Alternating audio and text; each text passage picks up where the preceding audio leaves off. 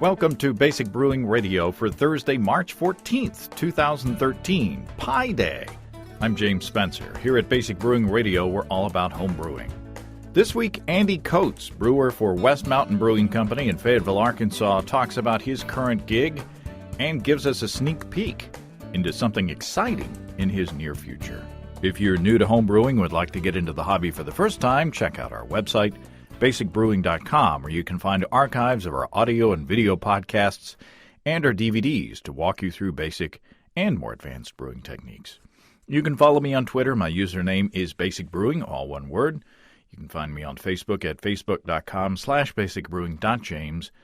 Our show page on Facebook is at facebook.com/basicbrewing. Thanks again to everybody clicking on the Amazon.com associate link on our basicbrewing.com site. Whenever you think of Amazon, think of us and click on our associate link first.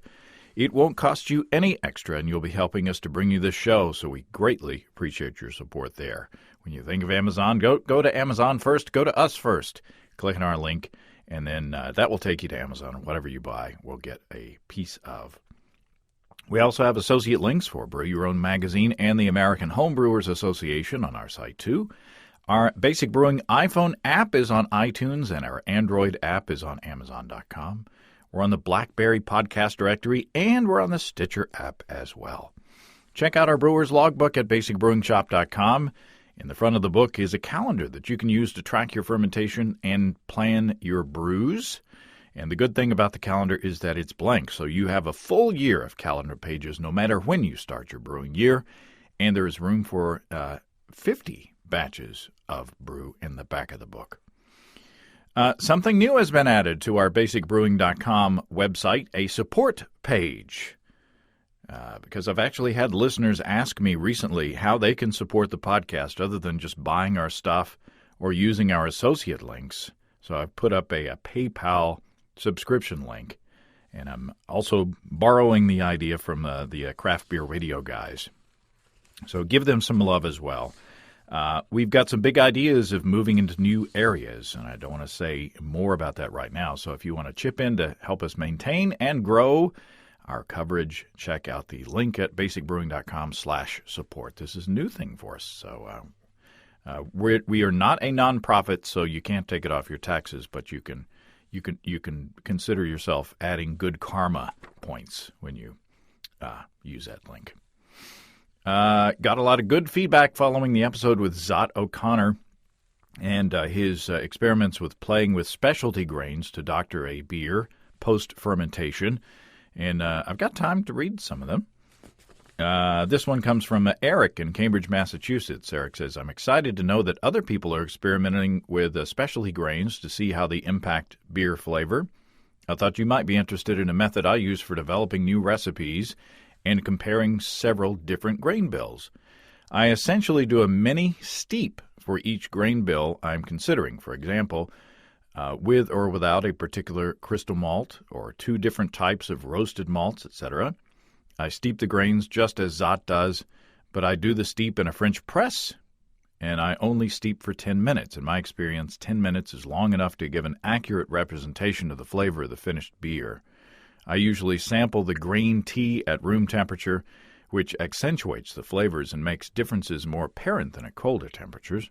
This allows me to taste several variations in the grain bill without having to actually brew any beer first. Eric says, as you might expect, the method works well for steeping grains, that is, crystal malts, caramels malts, roasted malts, etc., but isn't good for starchy grains, such as base malts or flaked grains. They just taste starchy and don't accurately reflect the flavor of the beer brewed with those grains. Eric says, I admit that it's easy for me to weigh out very small quantities of grain since I work at my local homebrew store. But if you or your listeners go to their local shop during off hours, midday on a weekday, and tell them about the experiment, I'm sure they would be happy to help. Also, if you don't have a scale at home, volumetric measures, teaspoons and tablespoons also work. 1 level teaspoon of crushed grain is approximately 1.75 grams. Very nice. That'd be a fun video podcast to get into. Matt in St. Louis writes about his effort to doctor a stout that was missing roastiness that he was looking for. Matt says, in an attempt to correct it, I decided to cold steep 4 ounces of 500-plus Lovibond roasted barley, unmalted, that had been ground in a coffee grinder in about 12 ounces of filtered water for about a day in a French press in the refrigerator. So cold steeped it in the fridge. After the steep, I pressed out the grains, ran the liquid through a coffee cone filter, boiled it, filtered it again, still seemed like it had a little grit to it, and held it at a simmer while I fetched the keg of dull beer. After grain absorption, boiling, filtering again, spilling, and chilling, there was really only about a cup or a cup and a half of the thick black grain tea left to use. I added it to the keg and rolled it around to distribute. And Matt says, the roasted barley concentrate has been in there for a few days now. I'd rate it as a partial success. The beer is no longer dull and now has moderate to high roast character, which is good, but it's still definitely not cloned by any stretch of the imagination. The head darkened from the original tan that matched that of the commercial example to a darker brown, and the mouthfeel is a little slicker. The beer color is even blacker than before, nearly none more black if you're a Spinal Tap fan. And I am. Matt says it's reminiscent of a crude coffee stout in the sense that it seems like it has an added flavor as opposed to an incorporated flavor. There are no prominent acrid or overly burnt notes, but I definitely think that the extra roasted malt would have been worked better in a mash or in the mash where it belonged, or as a steeping grain and boiled and fermented along with the rest of the beer instead of being added afterward. Matt says it might even out with a little age maybe. It's not bad now, but I don't think I'll be incorporating roasted barley teas as a standard part of my stout recipe in the future. So I guess better to fix it up front. Darnell Bronner, who you heard on an earlier show with his specialty grain experiment, says there are 2 big factors that contribute to the intensity of smoked malt. Zot and I talked about smoked malt. Amount of smoking and age of the malt. I've smoked my own malt, Peachwood. He says it was awesome before, and there is a difference between 5 minutes of smoking and 20 minutes of smoking. Also, smoked malt that has been sitting in a bag for 6 months is much less smoky than week-old malt. I think when it comes to judging the intensity of a smoked malt, you're simply going to have to smell and taste. You can't really make generalizations. The smokiness is just too volatile. Very interesting. Darnell says, I recently learned of a brewer who used wet Spanish moss to smoke some malt, and he swears it made an amazing beer. Since he is a high-ranking BJCP judge, I'll take him at his word.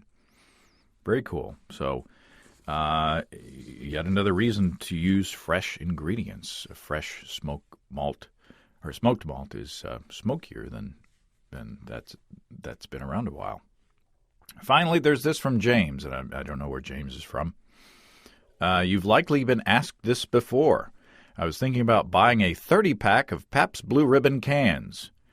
Could the cans be poured into a keg fermenter, add some barley malt, hops, yeast, and sugar to make a bolder beer? My response was, why? I recommended that James get himself to his local homebrew store to pick out the equipment and ingredients to brew an awesome beer from scratch rather than trying to Dr. PBR into a better beer. Not that I'm hating on PBR. I drank plenty of PBR back in my college days because it was like $2.50 for a 6-pack of Tall Boys. That's all I could afford back in the day. Okay, let's get into our conversation with Andy. Appreciate all the emails, by the way. I'm glad we had some time to read some of those this time. Let's get into our conversation with Andy Coates of West Mountain. It's the only one left on our list of Northwest Arkansas breweries to cover, at least for now. Well, here we are in the kitchen of Andy Sparks. Andy, we've got the dueling Andys. Andy Coates, welcome to Basic Brewing Radio. Thanks for having me. Appreciate it a lot. And the silent partner, your silent partner, is Lacey, who's sitting behind you. She says she's not going to say anything. So, but I do want to recognize her presence. And Andy Sparks, thanks for having us in your house. Well, you're always welcome here, James. I love to be on the show, and I love to talk about beer. We have talked to, I guess, every other local brewing establishment on the show except for West Mountain. So finally, we were able to link up and talk. And there's some exciting future developments that we will get to as well, just foreshadowing. But tell us about your background. I mean, how long have you been brewing, as a hobby and or professionally? And give us your story. Sure. I got my first start in the brewing industry back in late 2005, early 2006 out in Denver. Lacey and I had lived in Colorado in a bunch of small towns, and we ended up moving up to Denver, and I had a friend there, much like all of us, that got into home brewing. And so he kind of did my first few batches with him, and we were looking for work, and I called up Great Divide, and they called me about a week later that they had a spot open on their bottling line. So that was my start. So $7 an hour in free beer didn't seem too terrible to me. And so I worked there for about a year, and in that time kind of worked my way up from just the packaging line to like learning about filling kegs, working in the office, doing some chemical ordering, all our packaging materials, coordinating things like that. And at that point in their history, they were going through a large expansion. And so we got to bring some new 100-barrel tanks in. They finished out their tap room that's now existing. And that's kind of when their growth spurt really started to take off. After Denver, Lacey and I moved to Chicago. And in between there, I went to the beer school through the American Brewers Guild out in Vermont. And then I had my apprenticeship at Goose Island in Chicago and ended up getting hired on there when a spot opened up. I was the weekend overnight brewer for about 10 months, which is not the coveted spot on Saturday and Sunday nights, working 6 to 6, but obviously it got me in the door. I learned a whole lot there, and then moved on to being a shift brewer, and then eventually we took a little time off, and ended up down here in Arkansas. How did you wind up down here? Lacey's family is from here, and honestly, we were in South America for a while and trying to figure out where we were going to land, and had started researching places that we wanted to live, and they could offer us the things we like to do outdoors. Cost of living obviously is nice around here. There's not a whole lot of people yet. It's growing, but overall, it was the laws here in Arkansas are really pretty lenient in terms of breweries. It allows us to do a whole lot more than some states. Also, the amount of breweries here, in the craft beer scene that's now evolving, that was a big draw for us, that there is a growing market and not a whole lot of craft beer here, so we thought we could add something to the market. Yeah, I mean, that's just a recent development that there are a lot of new breweries here, or little breweries here, so your timing is impeccable. Yeah, I think when we moved here 2 years ago, there were, there was Diamond Bear obviously in Little Rock, and Bosco's and Vino's down there, and then up here it was just Hog House. Mm-hmm. And then since then, obviously, we've seen a whole lot happen. So, So West Mountain, I mean, Andy, give us some background on West Mountain, because the owner, John, and I'm forgetting his last name. John Schmucker. Okay. John has been around for a while with the pizza place, and there has been a West Mountain Brewery sign on the brewery for a long time. But give us some of the background story there, Andy. Well, I mean, we've been watching, and John, was a customer of mine years ago, as a home brewer, and he got the passion, and he decided to expand his pizza business. He had a Tiny Tim's pizza business, and expanded that, and the plan was to start a brewery, a little brew pub. But that didn't kind of work out as well as he had hoped. It'd really be awesome to get the true scoop from John himself, because unfortunately I think it has kind of a heartbreaking kind of side to it, because it took a long time, and I'm afraid that over that time there was lots of ups and probably lots of downs during that time, and that's why it didn't open for several years, right? And it unfortunately became kind of a little joke, or in the home brew club was, well, have you called West Mountain and see when they're going to open? Yeah, I called them, and they said pretty soon, maybe next month, maybe 6 months, so that kept going for years, right? And but the home brewers, we love fresh beer, so for us, West Mountain, the brewery, while they weren't brewing actively, always had a great tap selection, and they have great pizza and a great atmosphere. So it was a wonderful place to hang out anyway. And so for most of us, we didn't really, it didn't matter to us that they hadn't actually started brewing their own beer, because they respected beer and they always had great beer. So, but finally, it looks like he's gotten everything together. And, I guess what was it, about 12, maybe 14 months ago that he got it all lined out and everything. Our 1 year anniversary was just this past November in 2012. The first week there was our 1 year anniversary of putting our beers out. So did you get to have a hand in shaping the brewery as it is now? I did a little bit. John had about half the equipment. The brew house there it's a 3.5 barrel system. Basically, if you fill it all the way to the top of the manway, it's about 5 barrels. You can do four barrel batches on it, but it's pushing it. It was designed as a partial mash system. So originally it just had the hot liquor tank on the bottom and the kettle on top, and then a big cage. So you'd add your extract, and then you'd put your grains into steep, and that's what it was made to be finished. The system came from Canada, and the guy promptly went out of business right after John ordered his equipment. So that's part of the story, is that he paid for fermentation tanks and the rest of his equipment, and it never got delivered. So that's kind of the kettle sat there, and it sat there for years. Beautiful little copper piece. And so then we added the little mash tun, basically converting it into an all grain system. And then we had 2 7-barrel fermenters made. And the whole thing, if none of you have been there, it's just a couple hundred square feet. And in that couple hundred square feet, we have the entire brew house, our glycol chilling system, and 2 7-barrel fermenters.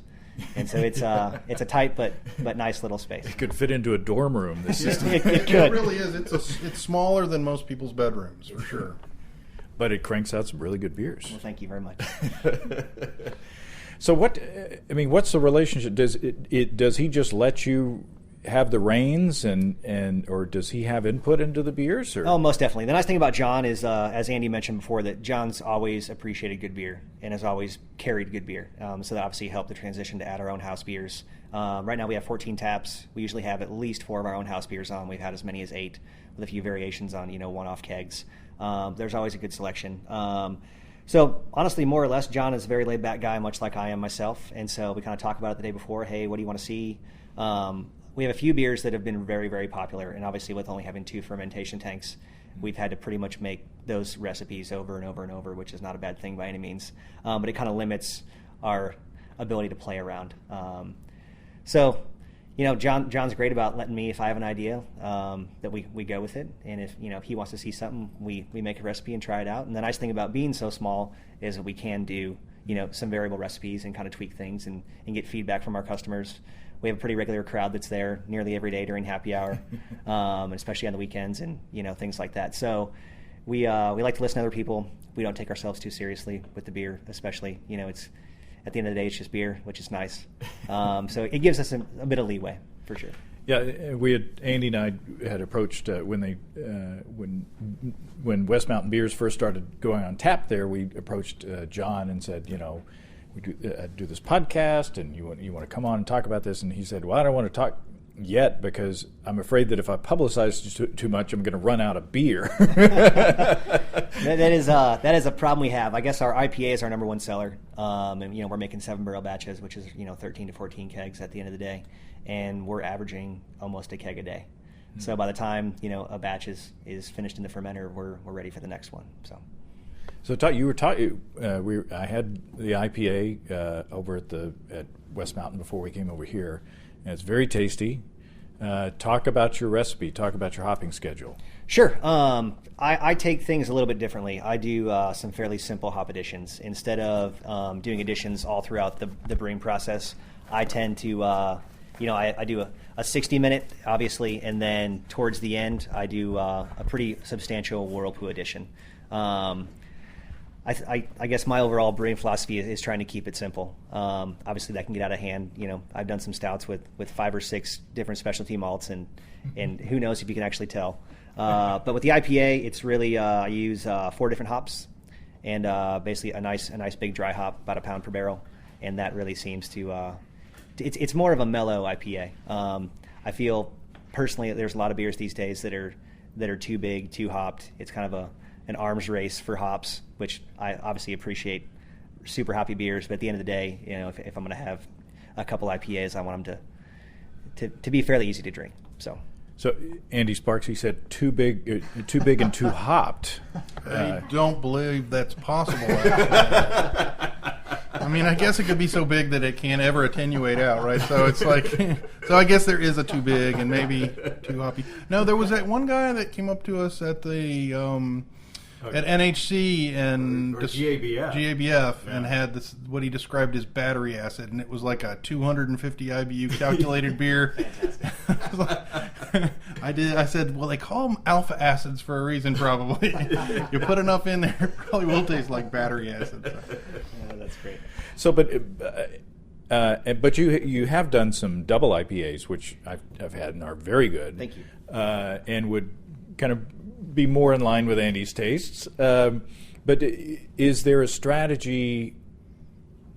Not saying that this beer market in Northwest Arkansas is unsophisticated, but is there a strategy to tailor the beers so that they're not too over the top at this point? Most definitely. I think drinkability is a big component of beer in general. I think a lot of people, especially budding craft beer drinkers, they aren't going to like the same things that a lot of us that are really into beer would enjoy. And so we have to kind of keep that in mind when we're designing beers and making beers, not only for ourselves, but for the general public. If people come in and it's one of their first experiences with craft beer, we obviously want them to have a good one. So making beers that, we always talk about people who say they don't like beer, you haven't found the right beer yet. And so that is really in the forefront of my mind fairly often when I'm creating recipes this might be what I want to drink at the end of the day. Obviously, I can enjoy it, but we also need to make beers that everybody else can enjoy without too much work. Beer shouldn't be work when you're drinking it. So how does your strategy change when you go from an IPA to a double IPA? Really, my double IPAs are fairly restrained as well. I think some people would actually say that my doubles taste more like a West Coast normal IPA. Obviously, we bump up the alcohol, so the malt bill is bigger. And with our small system, basically, you couldn't get another 3 pounds of grain in there without it overflowing. So, and that basically, our double IPA came out to about 8.1% this last time. And so that's pretty solid. Just under 80 IBUs if that's actually what we're getting. But balance, I think, is a really big thing. And I think a lot of craft beers these days have maybe missed the mark on balance sometimes. So it's obviously hard to do, and that's what I try to do. We hit it sometimes, and we don't other times. So, and your saison, I've had your saison. How many batches of was that? I don't know if I've had more than one sampling of more than one batch, but the saisons that I've had of yours are very good as well. Well, thank you. That's one of my favorite styles to brew and to drink. I guess we've done three different batches, and the cool thing is the yeast we've used is a blend. It's a blend of two different saison yeasts. One is a French strain, and one is a Belgian strain. I'm not sure the breweries they come from. I got them from Giga Yeast. It's a guy named Jim. He's out in Northern California in the Bay Area. This guy named Jim, he's got some yeast. His name's Jim Withy, and he's doing some fantastic work right now. Instead of trying to compete with the big yeast houses that have giant yeast banks and everything you could ever dream of, he has hand selected, propagated everything himself. He's got a really nice core. Right now, he's doing it mostly commercial breweries, and I think we're one of his only clients outside of California. But I think he's going to be jumping over into the homebrew sector at some point for smaller smack packs, things like that. But his yeast strains are great, and so that blend, I was looking at one of them, and he just said, "Hey, why don't we blend them together and see what that does?" It attenuates quickly. A lot of I've used the DuPont strain in the past, and it tends to stall out, as I'm sure many of us have had that experience. And so this one, it ferments out in less than a week and a half. So it's great. I love it. So walk us through how to brew that beer. What are your tips? It's a very traditional saison. So it's using all noble hops. I believe I used it was Czech Saaz and then a German Hallertauer varietal, and basically very simple malt bill, mostly 2-row and Pilsen, keeping it simple. A little bit of Munich malt for a little bit extra sweetness and a little orange coloring, but it's a fairly traditional style. It's fairly dry. Obviously, you're looking for that low mashing temperature, so it attenuates down. And try to be restrained with your hops. I've had some great saisons lately that are American hopped, and I think that's a pretty cool take on the style. It almost crosses over into a Belgian pale or a Belgian IPA, but I don't know. I think that yeast is very versatile. People are making stouts with saison yeast and whole different kinds of beer. So on the saison style, do you do anything with the temperatures and fermentation temperatures? Because that's a homebrewer thing, is to really pay attention to that and to drive the temperature up to get that attenuation. For sure. Basically, obviously, you cool in warmer, so you're not fighting, trying to warm it up later. And then a lot of people tend just to let it go and don't cool it at all. Basically, I would let it go until it hits 75, and we keep it around the mid 70s. And obviously, helps. It cranks out obviously quickly, but also gets some of those esters that you're looking for. And then basically after it's done, step it down for a few days before you cold crash it, and then just let it hang out. But yeah, keeping it warm obviously and letting her go. I mean, personally, I like funkier saisons, so if you let it go, just let it do what it does best. And that's fairly cool for some of the brewers that I've talked to with saisons and Belgians. 75 is fairly conservative. Start, sure. Yeah. So what's the wackiest thing you've done?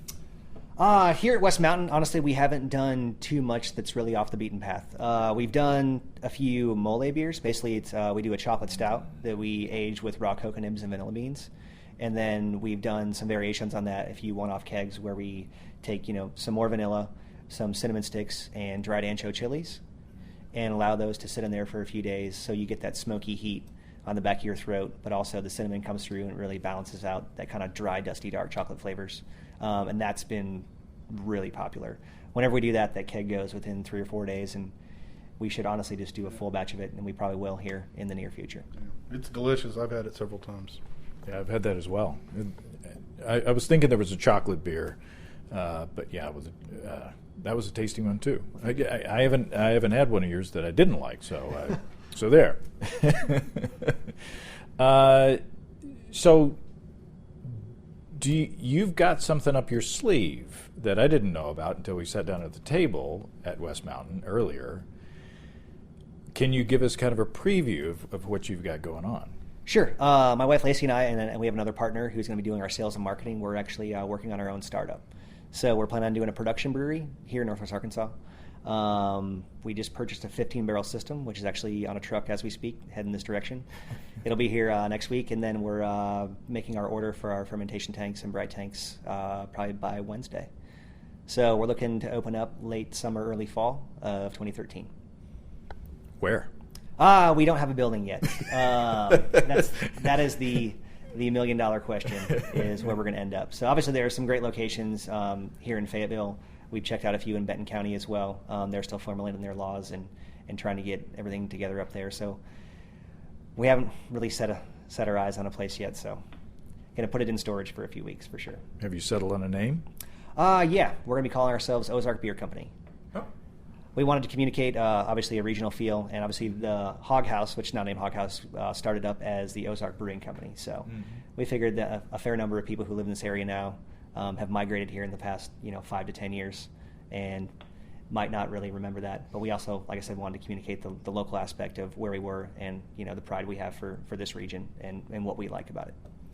Now, Benton County, you mentioned Benton County, which is the home of Walmart and Sure. all of the satellite businesses and the satellites of those satellite businesses. During the past election, its liquor laws have been loosened a lot actually. If you were to go into Benton County, you'd be the first, and that's got to be kind of ripe pickings up there with all those folks. The nice thing is right now with obviously most of the restaurants and places up there that do have beer, wine, and liquor, they operate as private clubs. So they've had a fairly limited amount of products they could get. With the new craft breweries that have sprouted up, I know Core has a few handles up there, Saddleback has a few handles up there, and so they've really, over the past 6 months to a year that those places have been open, have kind of started to open the door to consumers that are looking for craft beer. So I think that there's going to be, as the transition happens from a dry to a mostly wet county, that there's going to be, some opportunity there for a lot more craft beer drinkers to kind of find their niche. Obviously, there are some great places up there. Mellow Mushroom and Rogers has always had a great beer selection since they opened. There's obviously Tuscan Trotter there on the Bentonville Square, the new 21C Hotel at the Hive. So there's some really nice things going on there that I think are going to be pretty beneficial for craft beer in this area for sure. So a lot of homebrewers that are out there have it in the back of their minds that they want to do what you're doing. I mean, they want to work professionally, but most of all, they want to own their own brewery. Kind of walk us through where you are at that stage, or at this stage, and what you're learning that you didn't know working already as a professional brewer. Sure. Like I said, I mentioned my lineage of my work history in the beginning, that I kind of started and have worked almost every job in a brewery, except as a brewery owner.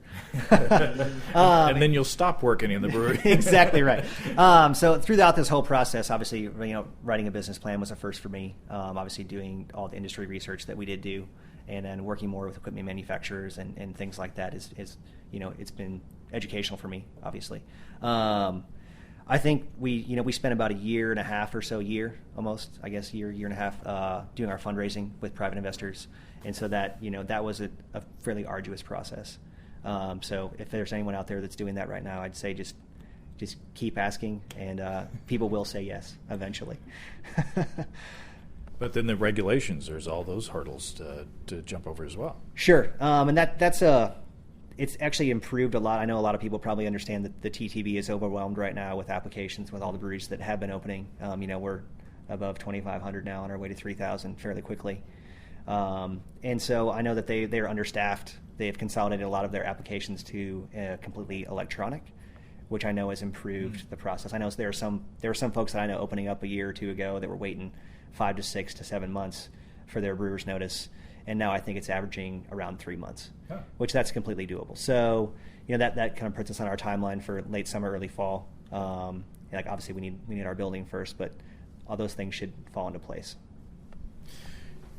Obviously, or apparently, John, your current boss, is okay with your. Definitely. Since day one, when I walked through the doors, John was great. I told him, we moved here to start a place up, and I was going to continue with that process. And obviously, it's taken this long, which it's not been a bad thing for me or for him at all. And John's been really supportive throughout the whole process of starting up, the brewing at West Mountain. That, if we need a piece of equipment, we got it. He wanted to do it right the first time. I think that's kind of why he had waited a little bit, because he knew enough to get to that point and kind of needed a bit more to get over that hurdle. So I hope that he'll carry our beer one of these days, and I'll be happy to carry his for sure. See, that it's another indication, Andy Sparks, of the culture of the brewing community. I mean, what other industry? I mean, I guess there are others, but none come to mind immediately that, if you were to open a record shop or a grocery store or whatever, and you knew that the guy that was working for you was working to open another establishment similar to yours, that it just wouldn't happen as easily as this apparently is. Right. I mean, and we've seen that at every place we go, and every town we visit that has breweries, that the breweries in that town are all working together to help each other, and that the competition isn't necessarily between each other, but more between, them and the big industrial brewers that are out there. And it's one of the things that we really love about this craft and this hobby. I can't think of any other business where, you would be that generous. A donut shop, would they really help the competing donut shop down the street? No. I don't know that I'd help another home brew shop down the street, right? But, it seems to always be the case that it's a family, and they all work together. I'd say especially in this market in Northwest Arkansas, or Arkansas in general, or the South in general, that there are so few craft breweries still that there is enough market share to go around. I really don't, and obviously most of us as craft beer drinkers aren't, brand loyal on a daily basis. We all like to drink different beers from different places made by different people. And I think that's, so that helps everybody. If everyone's drinking good beer, everyone wins at the end of the day. And so I like my beers, but I want to drink other people's beers as well. So what, are you still in touch with your brewing buddies outside the state, your professional brewing buddies?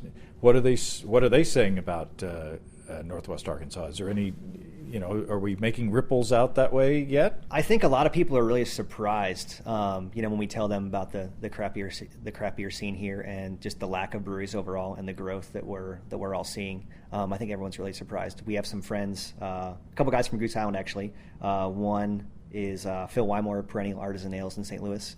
The other is Will Johnston of Four Hands Brewery in St. Louis. And that scene has been blowing up as well in St. Louis. But those guys, when we told them that, we'd be one of, only less than 10 breweries in the whole state, it's just hard for anyone to wrap their head around that still exists. So we feel very fortunate to be a part of this, this growing movement, especially in an area that's as great as this is. So how are you going to differentiate Ozark from everybody else? You know what? I think a lot of us are using a similar yeast strain right now. And so I think that we can differentiate ourselves by trying some different yeasts out, trying some styles that aren't as popular.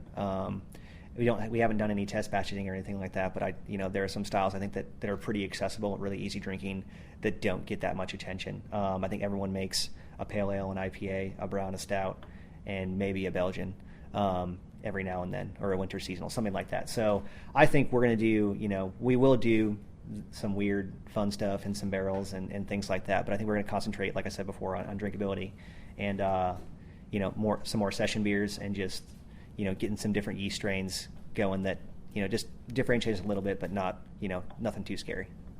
Yeah, I don't think anybody's played with barrels around here yet, have they? Just us. So that's a niche. There's something you could use, like you said, differentiate yourself. Yeah, I think that obviously doing those really fun beers that are paid for by the beers that everybody else is drinking. It's nice to have some fun things in the back pocket for sure.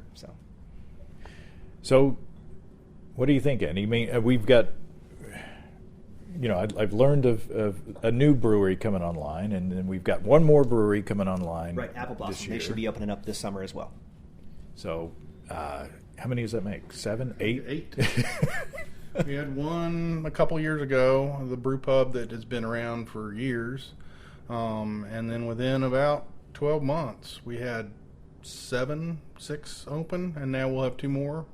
So within the next year, so. Yeah, it's amazing. I've believed it could happen for years. I've had this passion, and several of the brew pubs that are opening up started brewing kits with me. At my homebrew shop. I can't say that about Andy. I wish I could because he makes some damn tasty beers. But yeah, I know it's great. I'm thrilled. Is there, as a business owner, a future business owner, since this is such a volatile time, is that a factor when you're writing your business plan, when you're making projections, when you're placing your bet essentially? Honestly, the way we kind of approach a lot of those, not risk factors I'd say, but less controllable factors, in terms of raw materials and things like that, is that when we're designing beers, we're using hops that we know are normally around. Obviously we'd all love to use Citra and Amarillo in Mosaic and these really great new hops that are pretty hot right now, and use those in every single beer and do giant double IPAs and things with those. But practicality, I think is on our side. So designing beers with hops we can get that are around, and seem to not have $12 to $15 a pound. If we can do that, the more often we can do that, the better. Well, Andy Sparks, I appreciate your hospitality. No problem. And Andy Coates, I wish you, and Lacey, the silent partner, and Avery, the loud dog. She's getting frisky now. She wants to play, doggone it. I wish you the best of luck. And, I thank you both for having us tonight. Thank you very much. And look forward to visiting when you start serving beer. No, most definitely. We'll have you guys over for sure. Well, thanks again to Andy and to Andy. Andy Sparks' homebrew store is thehomebrewery.com. And best of luck to Andy Coates and his wife Lacey on their new venture and adventure with Ozark Beer Company. Looking forward to that brewery cranking up I think I'm cracking up. And when Ozark Beer Company is up and running, we will visit again. So excited about all the brewing that's going on in our area, and I hope that you're getting some inspiration and good information with these interviews. There will be more to come. If you have brewing questions, show suggestions, or just want to say howdy, write to james@basicbrewing.com or just fill out the contact form on basicbrewing.com. And please don't forget to tell us where you're from. Check out our new support link where you can throw a couple of bucks into the tip jar by subscribing financially to our podcasts. We would like to expand our coverage and do some new things, and you can help in that adventure as well. Be sure to check out our DVDs, Extract Brewing and Partial Mashing, Stepping into All Grain, Low-Tech Lagering and Decoction Mashing, and Introduction to Wine Kits. You can find them all on our site. We've got combo deals to save you a few bucks if you want to buy more than one DVD at a time, and you can check out our Basic Brewing shirts in the store as well. Our Brewers Logbooks are in the store too. Keep track of up to 50 batches of beer. You can see a listing of the fine folks across the country who sell our DVDs on basicbrewing.com, and if there isn't a vendor in your area, you can order them online in our online shop at basicbrewingshop.com. Thanks to everybody who's continued to click on our Amazon.com link. We appreciate the support there greatly. Our featured products this week that were purchased through the link are Kong Wobbler Treat Dispensing Dog Toy, large. Kong Wobbler. And I don't know why that makes me laugh. And Snowfling. Snowfling. Probably Snowfling. Snowfling Snowball Throwing Stick. Colors may vary. Includes one Snowfling. Cool. Thanks again, everybody. And remember, I can't tell who bought what, so no worries there. Wonder if you could put the Kong Wobbler in the Snowfling and just click on the Amazon.com logo on our site the next time you feel like Amazon shopping. We greatly appreciate your support. Don't forget, you can also join the American Homebrewers Association and subscribe to BYO Magazine through the associate links on basicbrewing.com. That's all. Until next time, everybody. Until then, thanks for listening.